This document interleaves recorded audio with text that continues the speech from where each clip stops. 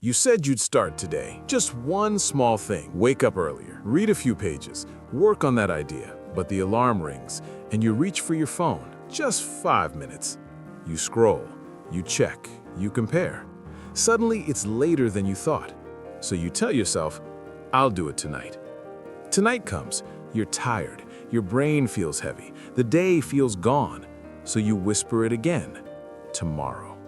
And tomorrow sounds responsible. Tomorrow sounds mature. Tomorrow sounds safe. But tomorrow keeps moving.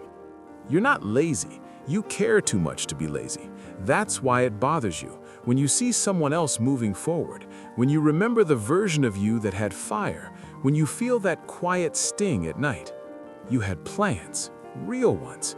You imagined a different body, a different bank account, a different life. Not perfect, just better. But every day looks the same. Wake up, rush, distract, delay, repeat. You don't even notice it anymore. The small postponements, the tiny compromises, the harmless excuses. I'm not ready. I need more time. I'll start when things calm down. But things never calm down, and the dream doesn't die loudly. It fades silently. That's the habit. Not failure, not weakness. Delay. Comfort dressed as patience, distraction dressed as rest, routine dressed as stability. And it feels normal. That's why it's dangerous, because you can live like this for years, functional, responsible, busy, but slowly drifting away from who you said you would become. You don't lose your future in one dramatic mistake. You lose it in small, invisible surrenders. One skipped effort, one avoided discomfort, one not today. And this is where everything changes. The problem was never motivation.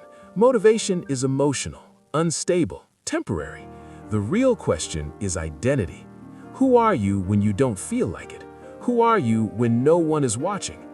Discipline isn't punishment, it's self-respect in action. It's saying, my future matters more than my mood. It's choosing discomfort now so you don't live with regret later. It's control, it's power, it's freedom from the version of you that keeps waiting. Waiting to feel ready, waiting to feel inspired, waiting to feel confident. But confidence is built in motion, not in delay. Every time you keep a promise to yourself, something shifts, not outside, inside. You start trusting yourself again. And when you trust yourself, you move differently, you walk differently, you think differently, you decide faster. The silent habit loses its grip. But here's the uncomfortable truth. Nothing dramatic has to happen for your life to change. You don't need a crisis. You don't need a breakdown. You just need to stop negotiating with tomorrow. Because tomorrow has been stealing from you for years, quietly, politely, patiently. So tonight, when the voice says, start later, when it tells you you deserve a break, when it promises there's always time, what will you say back?